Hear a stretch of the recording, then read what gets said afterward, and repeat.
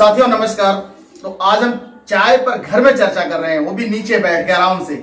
और चर्चा इसलिए जरूरी है क्योंकि उत्तर प्रदेश में जो गर्मा गर्म बहस चल रही है, आज हम चाय पी के इस ठंड में गर्मा गर्म बहस का मजा ले रहे हैं। और आज हमारे साथ बहुत सारे साथी हैं, कोई कविता के माध्यम से, कोई कैसे। तो उत्तर प्रदेश वासियों से अपनी जो एक तरीके से प्रार्थना है, आग्रह है, अनुरोध है, वो कर रहा है। तो मैं भी एक कविता रामधारी सिंह दिनकर जी की कविता याद आ रही है और मैं आप सभी से आग्रह करता हूं कि चुनाव के जो ईवीएम का बटन है, ये दबाने से पहले एक बार जो मैं कविता बोल रहा हूं, इनके शब्दों पर आप गौर करना। और क्योंकि अभी फिर से मुझे याद आता है कि कंगना रनावत का एक बयान आया था कि हमें आजादी 2014 के बाद मिली। तो मैं इससे पूरी तरह सहमत तो नहीं हो सकता, लेकिन इतना जरूर कहना चाहता हूं कि जो हमें 2014 के बाद हजारों साल बाद जो हमने प्राप्त किया है, कहीं गलती से खो ना जाए। साथियों दोबारा पता नहीं ये मौका आएगा या नहीं आएगा। तो मैं आप सभी से मेरी भी आग्रह है कि आप मोदी और योगी का एक कदम नहीं 10 कदम आगे बढ़कर सपोर्ट कीजिए और ये जातिवाद के चक्कर में बिल्कुल ना पड़े। 2 लाइनें मैं अपनी स्टार्ट करूं अब जो मैंने लिखा है, उसके बाद रामधारी सिंह दिनकर की एक कविता मैं आपको सुनाना चाहता हूं। मैं रामधारी सिंह दिनकर की वो कविता शुरू करूं इससे पहले मैंने 2 लाइनें लिखी थी रमेश जी। और मैं आप सभी जितने लोग देख रहे हैं इस वीडियो को, मैं सभी से आग्रह करता हूं कि जाति पाति के भेद मिटा दो, तोड़ दो सभी दीवारों को, और बदल गया है देश हमारा, समझा दो मक्कारों को। देश खड़ा है मोदी संग में, दुनिया नहीं अछूती है। देश खड़ा है मोदी संग में, दुनिया नहीं अछूती है। और देश प्रेम है धर्म हमारा, समझा दो गद्दारों को। चाहे वो बॉर्डर पार हो, चाहे वो बॉर्डर के इस पार हो, उन गद्दारों को समझा दीजिए। और उस रामधारी सिंह दिनकर ने क्या लिखी है, मैं उसे एक कविता पढ़ता हूं, आप प्लीज पूरा कविता जरूर सुने और आपको गर्व होगा अपने हिंदुत्व पर, अपने हिंदुस्तान पर, अपने हिंदू होने पर। यह मेरी कविता नहीं है, रामधारी सिंह दिनकर की कविता है। धर्मवीर जी कविता को ध्यान से सुनिएगा। मन की हल्दी घाटी में राणा के भाले डोले हैं, यूं लगता है वीर शिवाजी चीख चीख कर बोले हैं। पुरखों का बलिदान घास की रोटी भी शर्मिंदा है, कटी जंग में सांगा की बोटी बोटी शर्मिंदा है। खुद अपनी पहचान मिटा दी भूखे कायर पेटों ने, टोपी जालीदार पहन ली हिंदुओं के बेटों ने।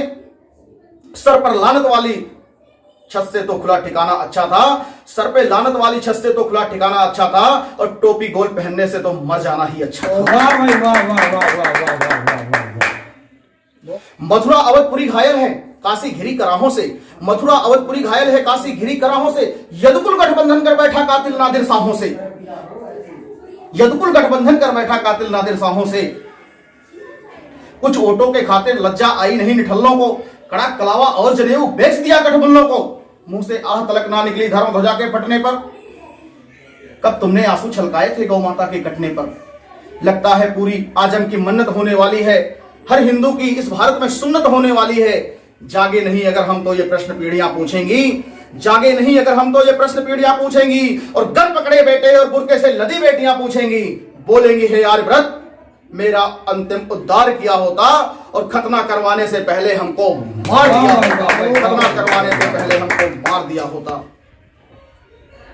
सोते रहो, मैं कहता हूं सोते रहो सनातन वालों तुम सत्ता की गोदी में, सोते रहो सनातन वालों तुम सत्ता की गोदी में। सांस आखिरी तलक भगवान अच्छा है तो लड़ूंगा मैं, और शेष कलम करवा दूंगा पर कलमा नहीं पढ़ूंगा मैं, पर कलमा नहीं पढ़ूंगा मैं। सल्यूट करता हूं, सलाम करता हूं, नमस्कार करता हूं, दंडवत प्रणाम करता हूं रामधारी सिंह दिनकर जी को, जिन्होंने यह बहुत पहले आंखें खोल दी थी और आज वक्त है आंखें खोलने का। और मैं चाहता हूं मेरे साथियों, इस जात पात के भेद को मिटाकर आज जो मोदी और योगी का विजयी रथ आगे बढ़ चला है, इसे हम रोके ना, वरना जीवन में हमें पछताना पड़े, आने वाली पीढ़ियां हमें गाली दे, क्योंकि हम अपने पूर्वजों के वजह से हमें हजारों वर्ष तक गुलामी की जंजीरें हमने झेली हैं, और उस जंजीरों की गुलामी की जंजीरों में हमें दोबारा ना झेलना पड़े। और आखिरी सांस में भगत सिंह की वो चंद लाइनें मैं आपको सुनाता हूं। जब भगत सिंह को फांसी होने वाली थी, तो भगत सिंह की मां ने कहा था कि बेटा एक बार अपनी गलती मान ले, और एक बार अपनी गलती मान ले, तेरी फांसी माफ हो जाएगी, तू बच जाएगा बेटा। तो भगत सिंह ने अपनी मां से कहा था, मां तू भगत सिंह की मां है, और अपने तेरे आंखों में आंसू अच्छे नहीं लगते, तू अपने आंसुओं को पोंछ डाल मां। और इस धरती मां को बचाने के लिए उनकी जो सब चंद लाइनें थी, और मुझे लगता है पूरा देश भगत सिंह की पूजा करता है, पूरा देश भगत सिंह को मानता है। अगर आप सच्चे हृदय से भगत सिंह को मानते हैं तो आज वक्त है आपको मोदी योगी को आगे बढ़ के साथ देने का। सुनिए वो 2 लाइनें क्या कहा था भगत सिंह ने अपनी मां से। आज जिस तरीके से विरोधियों ने सोच रखा है किसी भी तरीके से हिंदुस्तान के देश के जो विरोधी हैं और जो पाकिस्तान है और देश के जो दुश्मन हैं वो सोच रहे हैं किसी भी तरीके से हमें कुछ भी करना पड़े, मोदी को हराना है। ऐसे ठीक ही भगत सिंह ने कहा है कि तूफान अगर जिद कर बैठे तो अड़ना बहुत जरूरी है। तूफान अगर जिद कर बैठे तो अड़ना बहुत जरूरी है। क्रांति समय है, क्रांति मंत्र का पढ़ना बहुत जरूरी है। और अगर काटनी है भारत मां के पैरों की जंजीरें, उस जब देश गुलाम था तो उन्होंने कहा कि अगर काटने हैं भारत मां के पैरों की जंजीरें तो मां मेरा फांसी पे चढ़ना बहुत जरूरी है, मेरा फांसी पे चढ़ना वाह भाई वाह भाई। आज ये भगत सिंह की लाइनें दोहराने का वक्त आ गया है साथियों। उन्होंने सोच रखा है कि किसी भी तरीके से मोदी और योगी को हराना है और हमें भी ये सोच के रखना है, सब कुछ हो जाए, हर हाल में हमें कुछ भी करना पड़े, लेकिन हम मोदी और योगी को ला के रहेंगे। इसी के साथ जय हिंद, जय हिंद, जय भारत, जय श्री राम।